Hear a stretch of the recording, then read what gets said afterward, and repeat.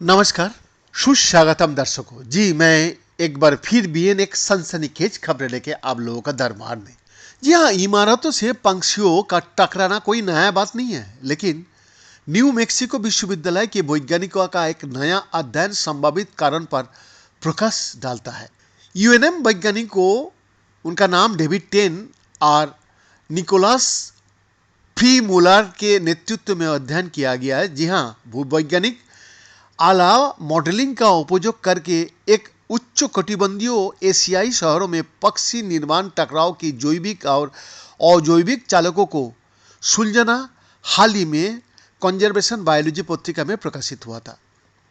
जी हाँ, ये एक अनोखी खोज प्रस्तुत करता है जिससे पता चलता है कि रात में प्रवास करने वाले पक्षियों की रात में उच्च स्तर की नीली रोशनी से जगमगाती इमारतों से टकराने का अधिक खतरा होता है। जी हाँ, एक ऐसा कारक जिसका पहले बड़े पैमाने पर अध्ययन नहीं किया गया था।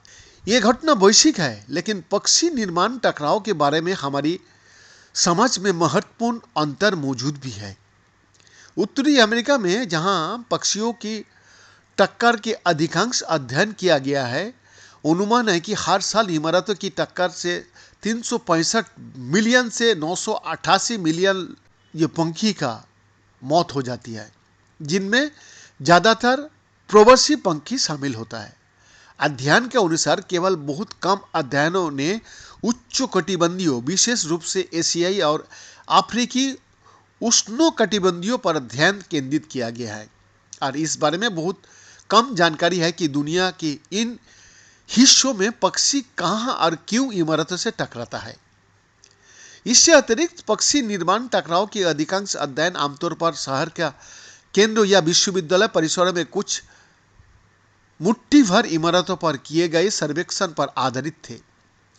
इन अध्ययन से पता चलता है कि पक्षी निर्माण टकराव इमारतों की डिजाइन के तरीका से जुड़ा हुआ है, और बड़ी कांचदार और अधिक प्रकाश प्रदूषित इमारतों अधिक पक्षियों को मार देती है। लेकिन इस बारे में बहुत कम ज्ञात है कि क्या ये कारक बड़ी भवनों की पूरी चौड़ाई पर लागू होता है। शहरों में टेन एक पीएचडी यूएनएम जीव विज्ञान विभाग के प्रोफेसर माइकल एंडरसन की प्रयोगशाला में उम्मीदवार, जिनका शोध दक्षिण पूर्वी एशिया में पक्षियों की जीवनी विकास और संरक्षण पर केंद्रित है। जी हाँ, उन्होंने सिंगापुर में स्थित शोध का नेतृत्व किया और पिछले अध्ययनों की तुलना में एक अलग दृष्टिकोण का उपयोग करके इस मुद्दे का अध्ययन किया।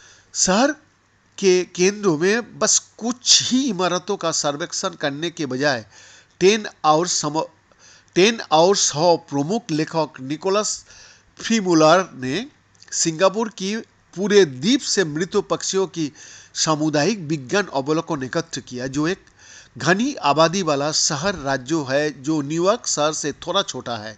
पूरे द्वीप में 1 लाख से अधिक इमारतों का साथ ये द्वीप बसा हुआ है। इन अवलोकन के साथ टेन और फी मुलर ने पारिस्थितिक आला मॉडलिंग का उपयोग किया, एक विधि जो आमतौर पर ये अनुमान लगाता है कि उपयोग की जाती है कि जानवर कहाँ रहते हैं।